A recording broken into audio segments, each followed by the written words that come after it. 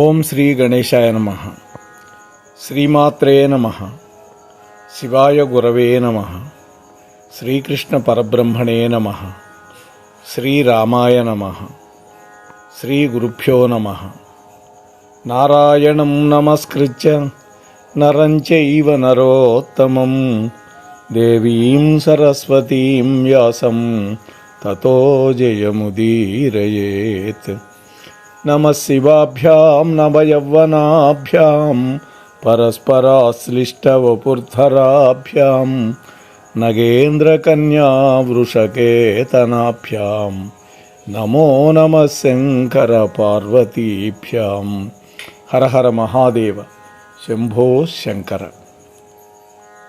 Mohanavani channel ద్వారా పరమ పవిత్రమైనటువంటి కార్తీక మాసంలో ఈ వీడియోని వీక్షిస్తూ ఉన్నటువంటి భక్తామ తల్లులకు తండ్రులకు మునుముందుగా నా యొక్క నమస్కారాలు.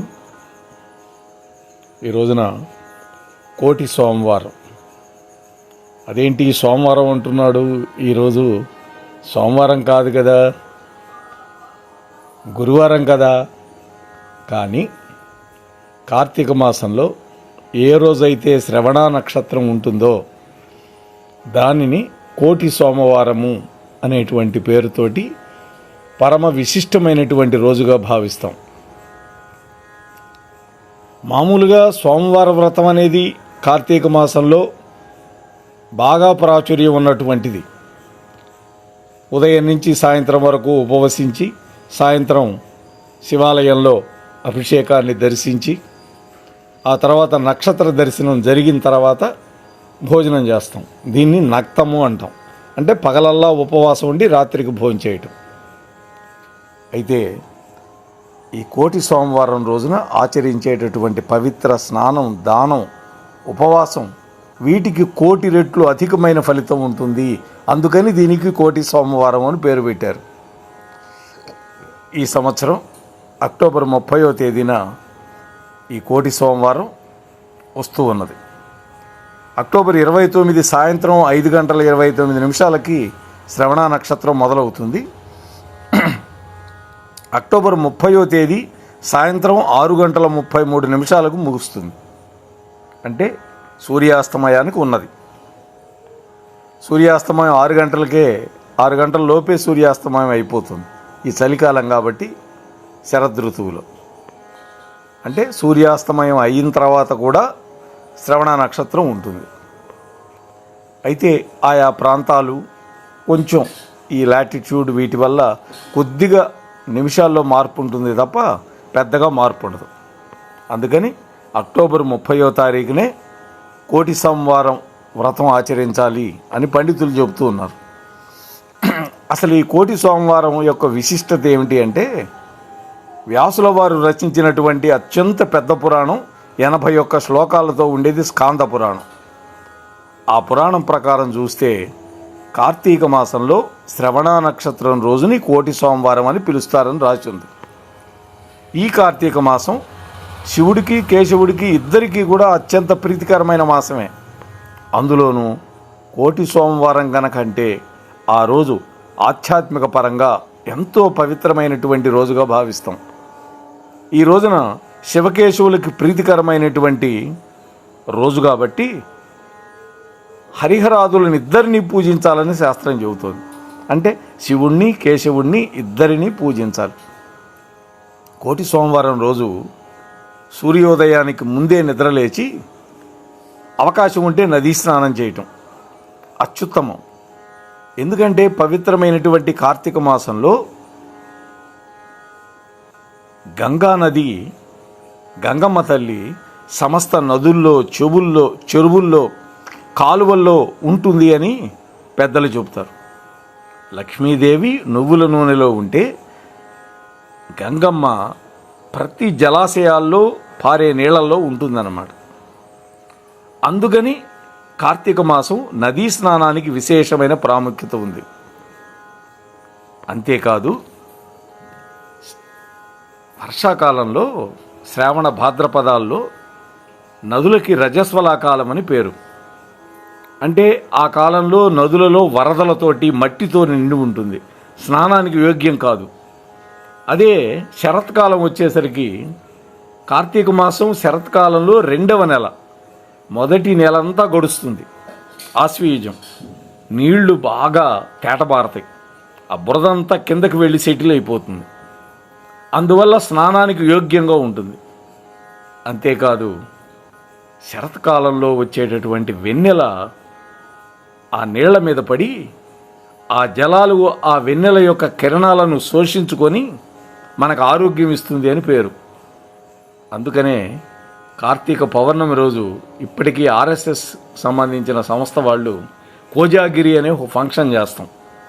అంటే ఆరు బయట వెన్నెలలో పాలు సన్నటి సెగ మీద కాచి అందులో కలకండ, మిరియాలు, లవంగాలు, యాలకులు ఇవన్నీ వీటిని వేసి చక్కగా మరగనిచ్చి తలా ఒక గ్లాస్ తాగుతాం అన్నమాట. ఆటలు పాటలు అయిన తర్వాత.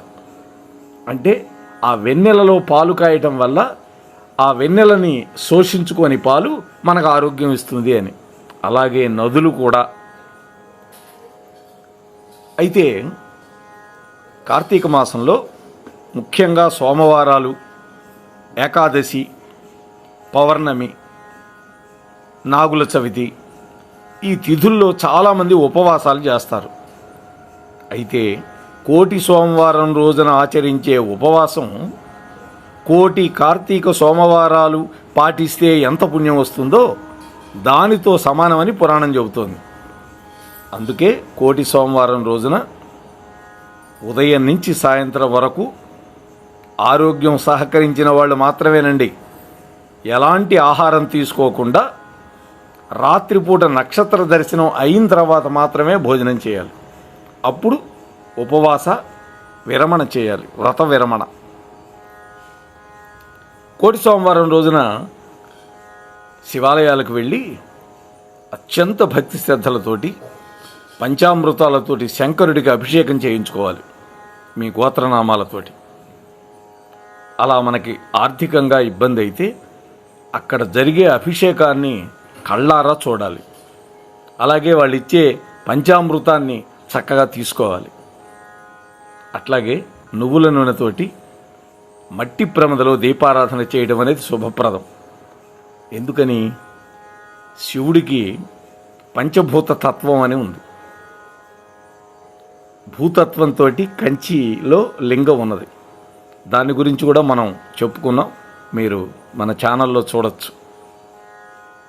అందువల్ల మట్టి ప్రమదలో దీపారాధన చేయటం అనేది అత్యంత శుభప్రదం. ఆ తర్వాత బిల్వపత్రాలతోటి తుమ్మిపూలతోటి పరమేశ్వరుణ్ణి అర్చన చేయాలి.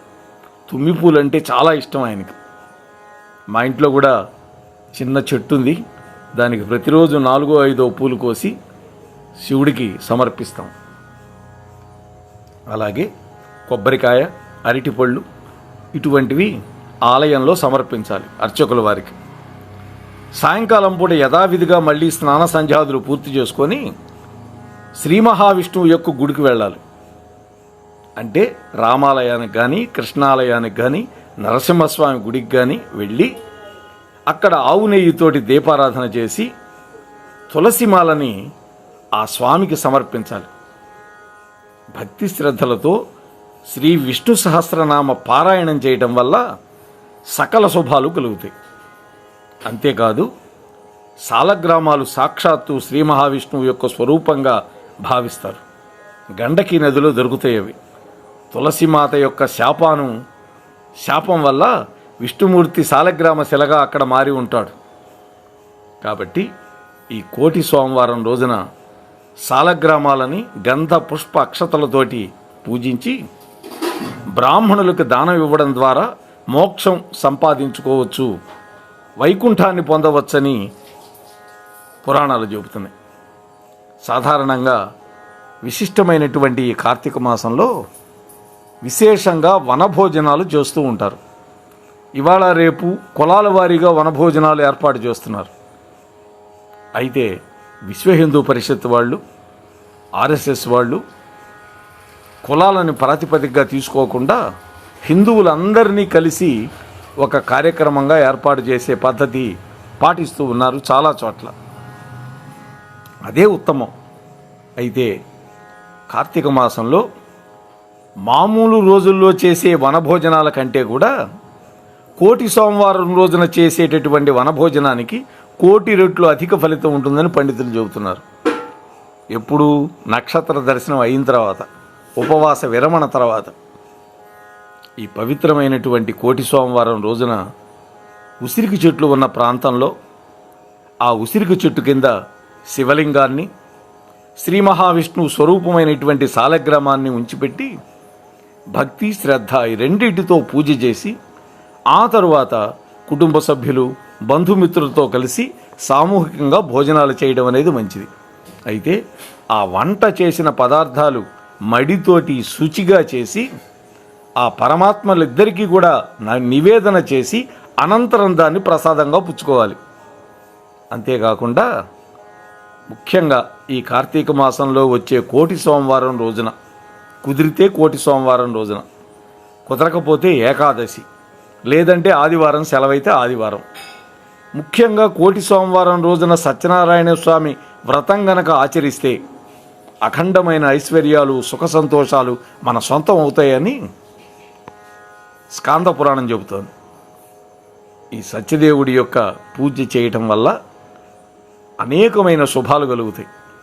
అయితే స్వామి యొక్క వ్రతంతో పాటుగా ఉపవాసం ఉండడం, పేద సాధలకి దానం చేయడం అత్యంత శుభప్రదం.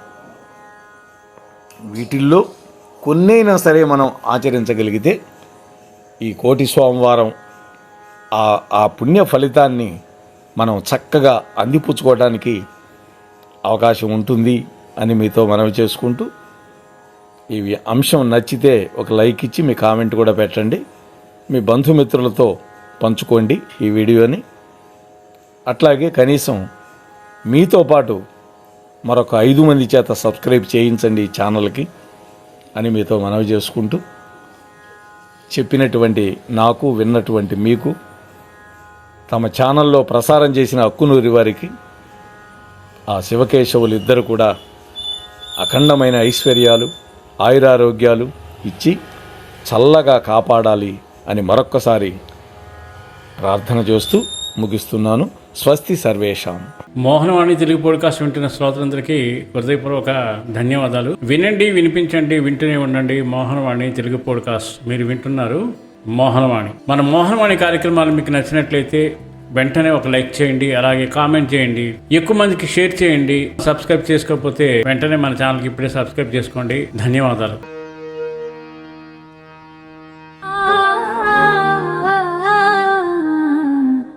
మోహనవాణి మదిని దోచే